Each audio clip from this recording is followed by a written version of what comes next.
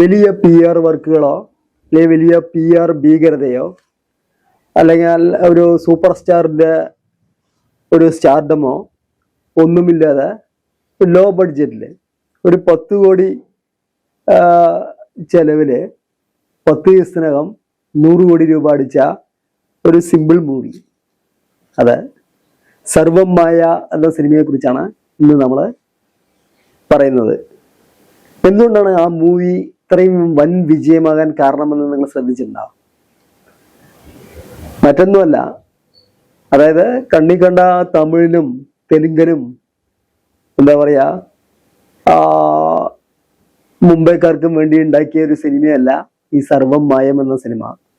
വളരെ എന്താ പറയാ ജെന്യൂനായിട്ട് നമ്മുടെ എന്താ പറയാ നമ്മുടെ കേരള തനിമയുള്ളൊരു മൂവിയാണ്. നമുക്ക് മറ്റേ പാൻ ഇന്ത്യൻ ലെവലുള്ള സിനിമകളുണ്ട്, ഇഷ്ടംപോലെ സിനിമകൾ, മറ്റ് സിനിമകൾ ഉണ്ടല്ലോ.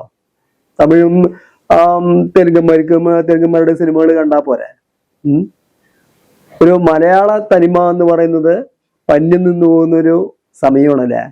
ആ ഒരു സമയത്താണ് ഈ മൂവി വന്നത്. അതുകൊണ്ടാണ് ഇത് ഒരു വൻ വിജയമായി മാറിയത്.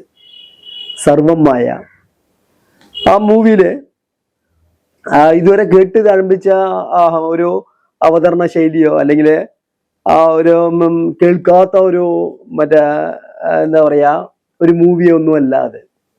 ഇപ്പൊ വിസ്മയ തുമ്പത്ത് പറഞ്ഞ സിനിമയുടെ കുറച്ച് ഭാഗങ്ങള്, പ്രേതം പറഞ്ഞ സിനിമയുടെ കുറച്ച് ഭാഗങ്ങള്, അങ്ങനെ കുറെ നമ്മൾ പലപ്പോഴും പല മൂവീസിൽ കണ്ടു പരിചയമായ കുറച്ച് കഥകളൊക്കെയാണ് സർവം മായ പറഞ്ഞ മൂവിയില്. പക്ഷെ അത് വളരെ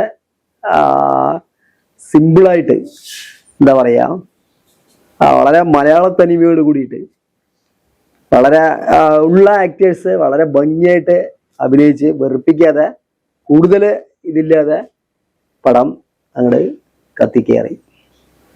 ഇപ്പൊ ജസ്റ്റ് ഒരു എക്സാമ്പിൾ, ഇപ്പൊ നിവിൻ പോളി എന്ന് പറയുന്ന ഒരു ക്യാരക്ടർ അദ്ദേഹത്തിന് മലയാള സിനിമയ്ക്ക് ആവശ്യമാണ്. അദ്ദേഹത്തിന് ഇപ്പൊ എന്താ പറയാ അതില് മറ്റേ ഗോസ്റ്റായിട്ട് അഭിനയിച്ചിട്ടുണ്ടായിരുന്ന റിയ ഷിബു, എന്താ കുട്ടീന്റെ ആക്ടിങ്! എപ്പോ വേണമെങ്കിലും ആ ഒരു ക്യാരക്ടർ കയ്യിൽ നിന്ന് പാളിപ്പോവാം.